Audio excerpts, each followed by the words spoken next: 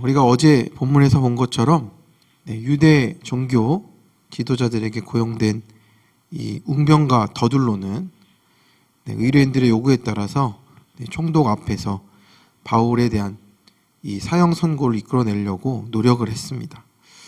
그래서 자신이 가진 모든 능력을 통해서 이제 바울을 모함하고 폭동과 반란 또 이제 무장 봉기까지 꾀하는 그런 쿠데타를 일으키는 사람처럼 몰아가면서 고발을 했습니다. 그런데 오늘 본문에서 이제 그것에 대해서 바울이 이제 변론하는 내용이 나옵니다. 이제 바울이 벨릭스 총독의 그 법정 앞에 선 날은 이제 바울이 3차 전도 여행을 마치고 또 예루살렘에 도착한 지 12일 정도가 된 날이었습니다. 그래서 예루살렘에 도착한 이제 바울이 초대 교회 지도자인 야고보, 그러니까 예수님의 동생 야고보를 만났고 그 이후에 야고보와 리더들의 그 권면에 따라서 예루살렘에서 이제 유대인의 결례를 이제 행하는 예식을 행해서 7일째 되는 날까지 잘 마쳤습니다. 그래서 그날 이제 마치고 나오다가 예루살렘의 유대인들이 바울이 이방인인 드로비모, 그러니까 바울이 데리고 왔던 그 드로비모라는 사람이 성전 앞에 있으니까 이 사람도 성전에 들어갔다 하면서 누명을 씌워가지고 이제 바울을 잡아 죽이려 한 겁니다. 그러니까 사실 이 사람들이 제대로 본 것도 아니고 그냥 성전 문 앞에 이렇게 서 있는 드로비모를 보고 바울이 분명히 이방인과 가까이 하는 사람이니까 성전에도 데리고 들어갔다, 이런 누명을 씌우고 가짜 뉴스를 만들어 가지고 이제 예루살렘을 소동케 한 겁니다. 그래서 그 상황을 모르는 이제 로마 천부장인 루시아가 바울을 잡아서 이제 그 안토니오 요새 안에 가두었던 내용들을 저희가 계속해서 살펴봤습니다. 그래서 이제 채찍질을 하려고 하는데 바울이 나는 로마 시민이다 얘기를 하면서 이제 천부장이 그거를 알게 되고 또 이제 두려워하면서 이제 8일째 되는 날에 이제 유대인들의 사내들인 공회에 섰습니다. 그래서 거기서 또 그 자기의 간증을 하죠. 그래서 그 다음 9일째 되는 날은 유대인들의 암살 음모를 조카로부터 들은 겁니다. 그렇게 듣고 그날 밤에 이제 예루살렘에서 북서쪽으로 96km 정도 떨어진 곳에 가이사랴에 있는 벨릭스에게 보내게 되는 겁니다. 그리고 그 다음날 10일째 가이사랴에 도착해서 바울이 그때부터 헤롯궁에 갇혀 있게 된 것입니다. 그리고 예루살렘을 떠난 지 이제 5일 만에 13일째 되는 날 총독의 법정에 서게 된 겁니다. 그럼 가만히 생각해 보십시오. 바울이 뭔가를 할 수 있는 시간이 하나도 없었습니다. 뭐 폭동을 일으키려고 하거나 사람을 모았다든지 아니면 획책을 했다든지 이런 것이 하나도 없습니다. 시간이 그렇게 시간상 될 수가 없는 일입니다. 그래서 바울이 나는 이 예루살렘에 온 지 열이틀밖에 안 됐다라고 강조하는 것은 시간상 말이 안 되는데 지금 이 사람들이 나를 모함하는 것이다 라고 이렇게 합리적으로 잘 변론하고 있었다는 겁니다. 길어봐야 예루살렘에 일주일이 있었습니다. 그런데 도대체 무슨 일이 일어날 수 있느냐며 이제 말이 안 된다고 하는 것이죠. 그래서 바울이 이제 자기를 고발한 대제사장들과 이 종교 지도자들 중에서 바울이 성전에서 이단 사상을 논하며 논쟁을 벌였다거나 이 폭동을 일으킨다는 것을 본 사람이 있으면 데리고 오라라고 하는 겁니다. 그리고 자신이 성전에 간 것은 종교적인 이유였을 뿐이지 어떤 소동이나 폭동과는 전혀 관련이 없었고, 내가 만약 그런 것을 했다면 많은 사람이 이 천부장이나 그 관리들에게 고발했을 텐데 그런 일이 아무것도 없었다. 그리고 그것에 대한 증인들과 증거를 대면 될 텐데 아무것도 없지 않느냐라고 이제 말을 하는 것입니다. 그래서 자기의 문제는 철저하게 유대 종교의 문제에 관련된 것이다. 그러니까 벨리스 총독도 잘 생각해 보시라. 이거는 유대 종교에 관련된 일이지 어떤 폭동과 정치적인 선동은 아니다라고 이제 얘기를 한 겁니다. 우리 14절과 15절을 한번 같이 읽어보겠습니다. 그러나 이것을 당신께 고백하리이다. 나는 그들이 이단이라 하는 도를 따라 조상의 하나님을 섬기고 율법과 선지자들의 글에 기록된 것을 다 믿으며 그들이 기다리는 바 하나님께 향한 소망을 나도 가졌으니 곧 의인과 악인의 부활이 있으리라 함이니이다. 아멘.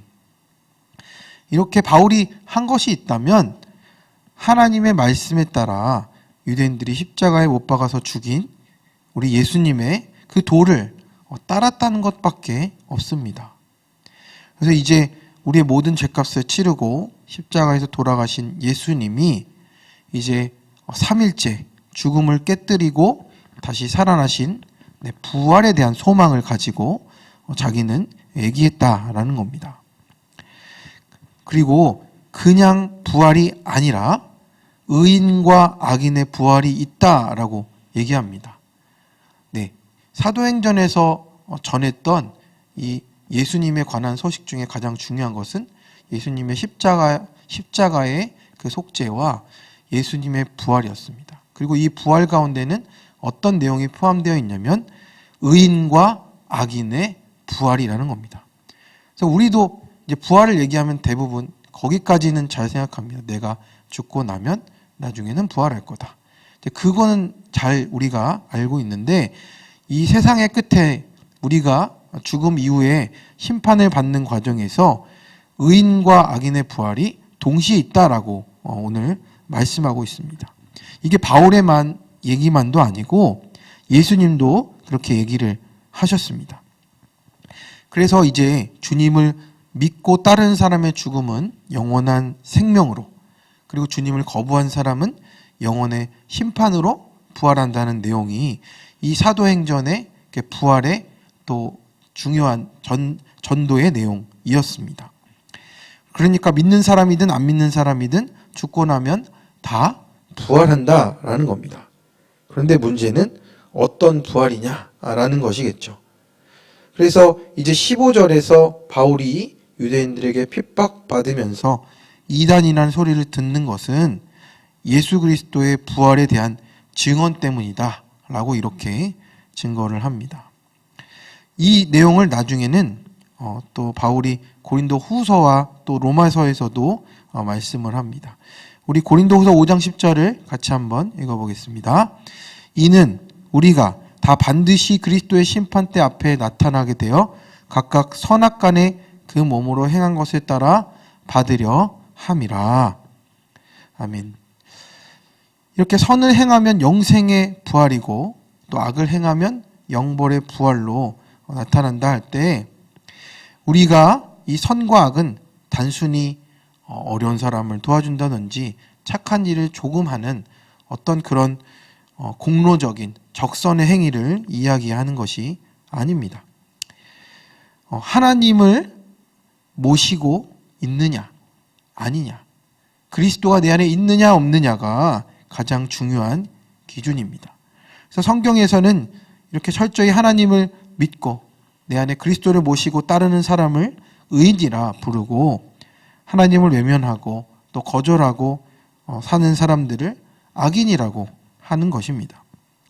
그리고 이것은 성경의 마지막 책 요한계시록에도 보면 이 내용이 나옵니다. 마지막 때에 하나님의 크고 흰 보좌의 심판대가 있는데 그 앞에 생명책이 펼쳐져 있고 그 앞에 큰 자나 작은 자나 할 것 없이 모두 자기 행위를 따라 심판을 받게 된다라는 내용이 있습니다. 그러니까 결국에는 그 행위는 단순히 착한 일을 조금 하고 도덕적으로 선한 일을 했느냐가 아니라 예수 그리스도를 자신의 구주 그리고 주인으로 모시고 순종하며 살았는가의 이런 믿음의 행위에 대한 이야기를 하는 겁니다. 그러니 우리도 내가 구원의 티켓을 얻었다고 하면서 내 맘대로 사는 그런 방식의 구원을 이루는 것이 성경에서 말하는 방식이 아니라는 겁니다. 바울도 그것을 알았고 사도 요한도 계시로 이것을 알아서 그렇게 가르치고 이 성경에도 그렇게 기록을 남겨놓았다라는 겁니다.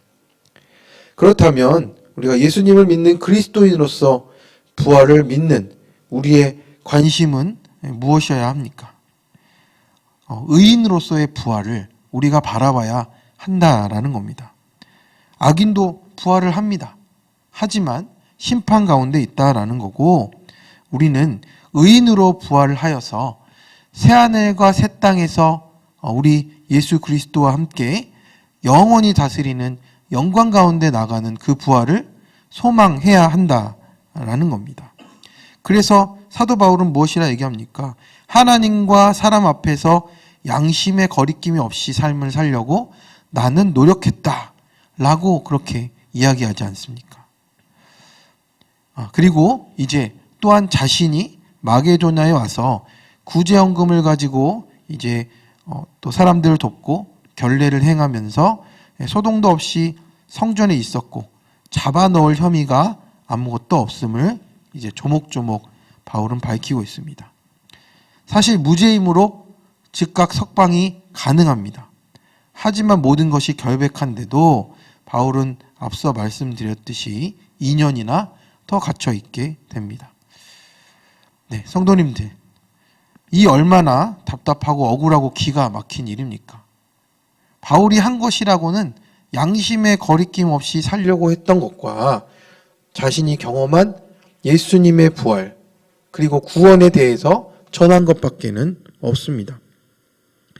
만약에 저 같았으면 이 억울한 일에 크게 소리라도 질렀을 법한데, 그러나 놀랍게도 바울은 억울해했다는 말이나 절규했다는 말도 없습니다. 왜 그렇습니까? 하나님께서는 모든 것을 알고 계시기 때문에 그렇습니다. 그리고 하나님의 계획 가운데 이 모든 것이 있음을 진실로 인정했기 때문입니다. 그리고 여기에도 하나님의 뜻이 분명히 있고 그것을 신뢰했기 때문에 이 하나님 앞에서 이 바울은 그것을 정말로 믿고 기다렸다라는 겁니다. 성도님들, 우리도 마찬가지입니다. 지금 나에게 일어나고 있는 이 모든 일들은 하나님이 다 알고 계십니다. 우리가 아프다거나 아니면 우리가 억울한 일을 당했다거나 내가 감당할 수 있는 그런 일들이 있다 해도 그것은 모두 하나님이 알고 계신 일입니다. 하나님이 안 들어주시고자 하는 일이 아니고 하나님이 분명히 알고 있다는 말입니다. 그리고 그 안에 분명한 하나님의 뜻이 있습니다. 그래서 사도 바울은 하나님이 진실을 알고 계시기 때문에 이 세상 누가 자기를 고발해도 전혀 상관이 없었습니다.